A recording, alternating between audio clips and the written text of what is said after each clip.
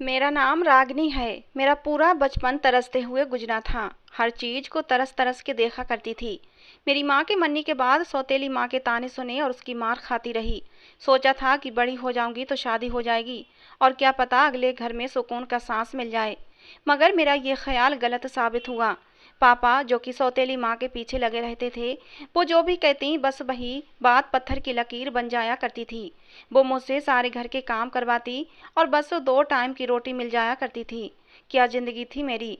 मुझे अपनी माँ की बहुत याद आती थी। सोचती थी कि या तो वो वापस आ जाए या फिर वो मुझे अपने साथ ले जाती, तो ये मुश्किल तो कम से कम मेरी ज़िंदगी का हिस्सा न बनती।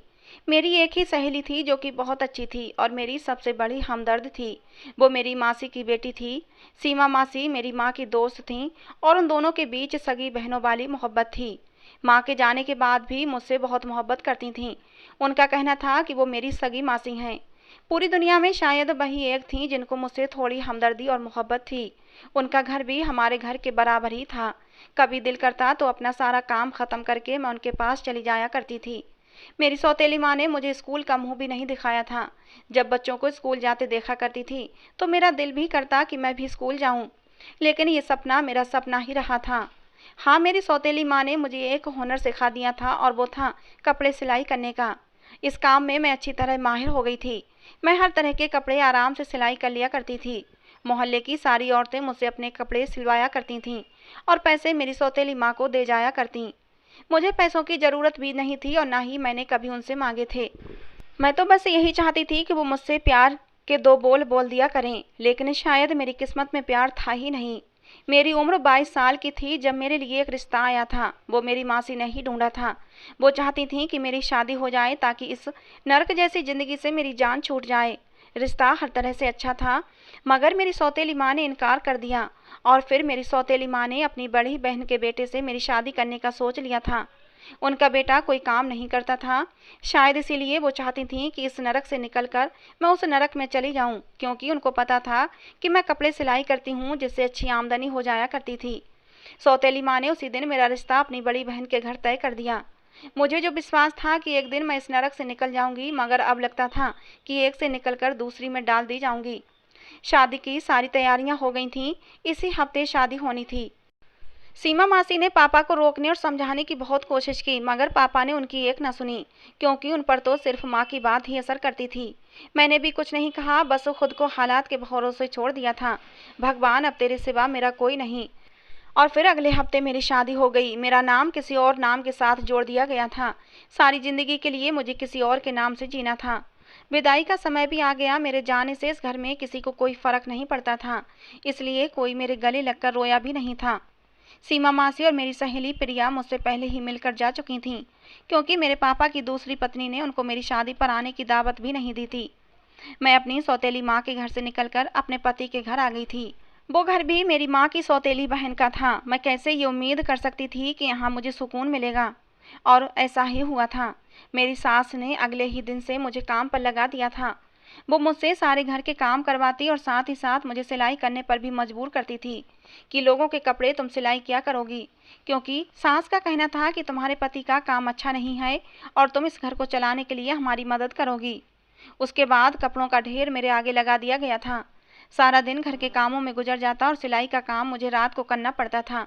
छोटी छोटी गलतियों पर मेरी सास मेरे ऊपर हाथ भी उठाया करती थी। सो अलग मेरे पति को भी मेरे खिलाफ भड़काया करती थी। मेरा पति भी मेरे पापा की तरह ही था। जैसे पापा अपनी दूसरी पत्नी की बातें मानते थे, वैसे ही मेरा पति अपनी माँ की बातें माना करता था। वो भी उनकी बातों में आकर मुझ पर हाथ उठाता, मारता पीटता, और मुझे ये सब सहन करना पड़ता था, क्योंकि मेरे पीछे कोई बोलने वाला नहीं था और ना ही कोई ऐसा ठिकाना था जहाँ मैं चली जाती। मैं सोचती थी कि अब सारी जिंदगी इन दोनों बहनों के जुल्म ही सहन करते हुए गुजर जाएगी। क्या इसका कोई हल होगा? क्या मेरी जिंदगी कभी आसान होगी? ऐसा क्या करूं जो सब अच्छा हो जाए? मेरी हिम्मत अब जवाब देने लगी थी। मैं थक गई थी काम करते करते और पति की मार सहते सहते। बदले में मुझे क्या मिलता था? 2 समय का खाना। मैंने कोई इतना बड़ा पाप नहीं किया था कि मुझे ये सजा मिल रही थी। मैं क्या करूं? पति जैसा भी था, मगर उसको मेरी ढाल बनना चाहिए था। मुझे दूसरों से बचाना चाहिए था। वो भी अपनी माँ के साथ मिलकर मुझ पर जुल्म करता था। मुझे अपनी ज़िंदगी में खुशी आने की कोई उम्मीद नज़र नहीं आ रही थी। ऐसा लगता था कि जैसे मेरी ज़िंदगी से बहारें रूठ चुकी हैं। अपनी ज़िंदगी बदलने के बजाय मैंने अपनी इसी दुख भरी ज़िंदगी से समझौता कर लिया था। मेरी सास ने मेरे घर से निकलने पर भी पाबंदी लगा दी थी। मेरी शादी को 3 महीने गुजर चुके थे और ये 3 महीने मैंने किस मुश्किल में गुजारे थे ये मैं ही जानती थी। रातों को जाग जाग कर लोगों के कपड़े सिलाई करती और दिन भर घर के काम किया करती थी। मेरी इतनी मुश्किल ज़िंदगी तो अपने घर में भी नहीं थी जितनी यहाँ आकर हो गई थी। पापा एक बार भी मुझसे मिलने नहीं आए थे। मैं भी इसी उम्मीद पर थी कि शायद वो कभी आ जाएं, शायद उनको कभी मेरा ख्याल आ जाए, मगर ऐसा नहीं हुआ था। फिर एक दिन मेरी सहेली प्रिया मुझसे मिलने आ गई। वो तो भगवान का धन्यवाद था कि मेरी सास उस दिन घर पर मौजूद नहीं थी। वो मेरे पति को साथ लेकर कहीं गई हुई थीं। प्रिया को देखकर तो जैसे दिल को एक सुकून सा मिल रहा था। इतनी खुशी कभी नहीं हुई थी जितनी उसे सामने देखकर हो रही थी। वो मेरी बचपन की सहेली ही नहीं, मेरी बहन भी थी। उसने मेरा उतरा हुआ चेहरा देख लिया था। पता तो उसे पहले ही था कि मैं यहाँ खुश नहीं हूँ, क्योंकि उनको पता था कि मेरी सास पापा की दूसरी पत्नी की बहन ही तो थी। भला वो मेरे साथ अच्छा व्यवहार कैसे कर सकती थीं? मगर मुझे देखकर उसे विश्वास हो गया था। मेरे मार के निशान छुपाए नहीं छुपे थे। मेरे इनकार के बावजूद उसे सारी हकीकत पता चल गई थी। फिर मैंने भी उसे सच बता दिया। मेरी बातें सुनकर उसका गुस्सा 7वें आसमान पर पहुंच गया था। अगर उस समय मेरी सास और पति घर पर होते तो किसी एक की जान ही ले लेती। उसका कहना था कि वो अभी घर जाकर मेरे पापा को सब सच बता देगी और फिर खुद ही उनको देख लेंगे। मगर मैंने उसे रोक दिया और पापा को मेरी इतनी ही चिंता होती तो कभी भी मेरी शादी इस घर में न करते और कम से कम एक बार तो आकर मेरा हालचाल पूछते। मगर वो तो एक बार भी नहीं आए थे। और उनको बताने से क्या होगा, वो क्या करेंगे?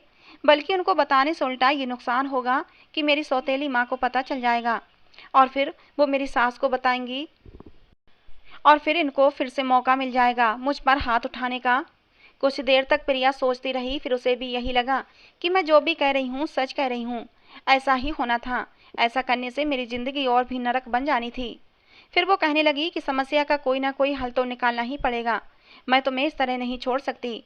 फिर अचानक प्रिया ने कुछ सोचकर मुझसे कहा कि तुम अपनी सास का एक सूट मुझे ला कर दो।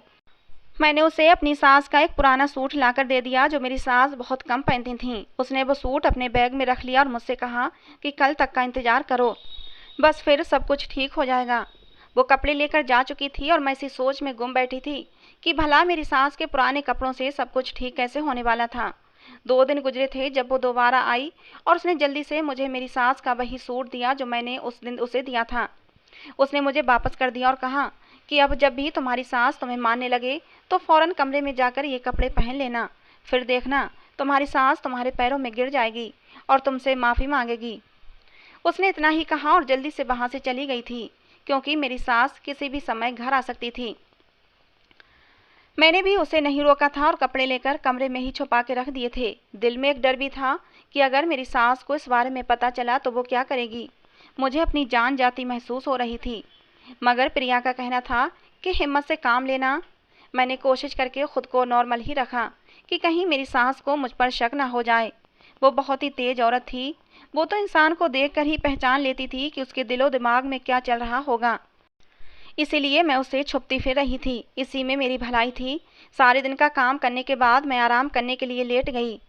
आज मेरी सास ने मुझे कुछ भी नहीं कहा था। मैं तो इसी इंतजार में थी कि मेरी सास मुझे कुछ कहे और मैं जल्दी से वो सूट निकाल कर पहन लूँ। आखिर सूट का क्या करिश्मा है, मैं भी तो देखूँ। लेकिन मेरी सास ने मुझे कुछ भी नहीं कहा। मैं भी खामोशी से फिर अपने कामों में लग गई थी। पहले मैं भगवान से प्रार्थना करती थी कि मेरी सास का गुस्सा कंट्रोल रहे और वो मुझ पर हाथ न उठाएं। लेकिन आज मैं खुद ही भगवान से प्रार्थना कर रही थी कि मेरी सास गुस्सा करें और मैं वो सूट पहन लूँ। आखिर देखूं तो सही कि होता क्या है। मगर आज वो सारा दिन चुप रहीं। लेकिन मुझे पता था वो एक दिन से ज़्यादा ऐसे नहीं रह सकती। अगले दिन वो ज़रूर कुछ करेगी और ऐसा ही हुआ था। अगले दिन सुबह नाश्ते के बाद वो बोलती ही जा रही थी। उसे जाने किस बात का गुस्सा आ रहा था जो वो मुझ पर निकालने के लिए बेताब थी। और आज जैसे ही वो मुझे मारने के लिए आगे बढ़ी तो मैं फ़ौरन कमरे में भाग गई और वो सूट पहन लिया। और फिर जैसे ही कमरे से बाहर आई तो ये देखकर मेरी रूह कांप गई थी, क्योंकि मैंने देखा कि मेरी सास नीचे ज़मीन पर बेहोश पड़ी थी। मैं हैरान सब कुछ देख रही थी। अभी थोड़ी देर पहले तक तो वो बिल्कुल ठीक थी, मुझे मारने वाली थी, और अब अचानक से उसे पता नहीं क्या हो गया था। मैंने अपने पति को बुलाया, फिर उसे होश में लाने की कोशिश की। होश में आने के बाद मेरी सास बिल्कुल ही बदल गई थी। वो तो पहले वाली मेरी सास ही नहीं रही थी, अब वो मेरा बहुत ख्याल रखने लगी थी। और अब तो उसने मुझे लोगों के कपड़े भी सिलाई करने से मना कर दिया था और घर के कामों में भी वो मेरी मदद किया करती थी। मुझे हैरत होती थी कि आखिर ऐसा कैसे हो सकता है कि कोई अचानक इतना बदल जाए।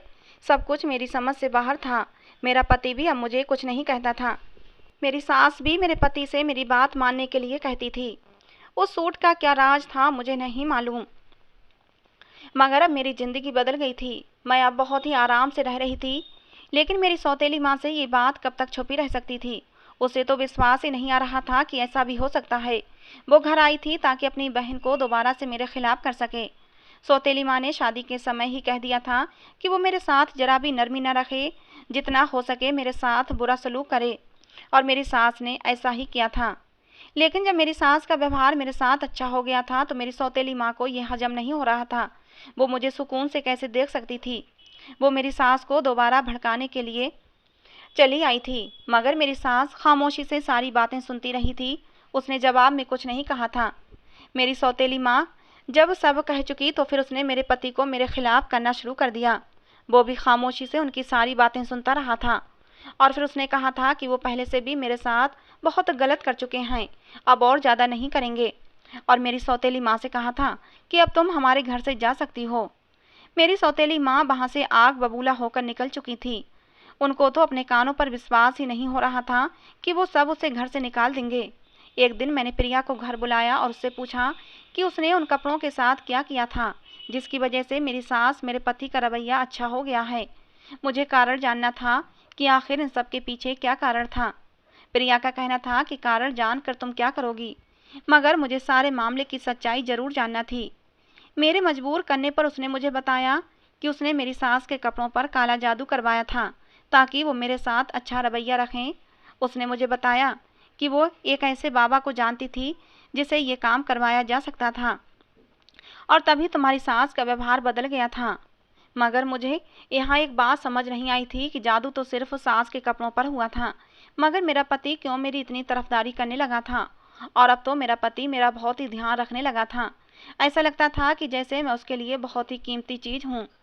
जब मैंने यही बात प्रिया से पूछी तो वो भी कहने लगी, हाँ बात तो तुम ठीक कह रही हो, जादू तो मैंने सिर्फ तुम्हारी सास के कपड़ों पर ही करवाया था, तुम्हारे पति पर नहीं। फिर मेरी सहेली ने समझाया कि हो सकता है तुम्हारा पति तुम्हारी सास की बात मानता था। अगर तुम्हारी सास ही तुम्हारे पति को तुम्हारे खिलाफ नहीं करेगी तो जाहिर सी बात है वो भी अच्छा ही हो जाएगा। मुझे ये सब जानकर कोई खुशी नहीं हुई थी, बल्कि मेरी आंखों में आंसू भर आए थे। मैंने प्रिया से कहा कि जादू करना कोई अच्छी बात नहीं और फिर जादू टोने में मैं विश्वास भी नहीं करती थी। और दूसरा ये कि बस जादू के असर से ही वो लोग अच्छे बने हुए थे, वरना उनको अपनी किसी गलती पर कोई शर्मिंदगी नहीं थी।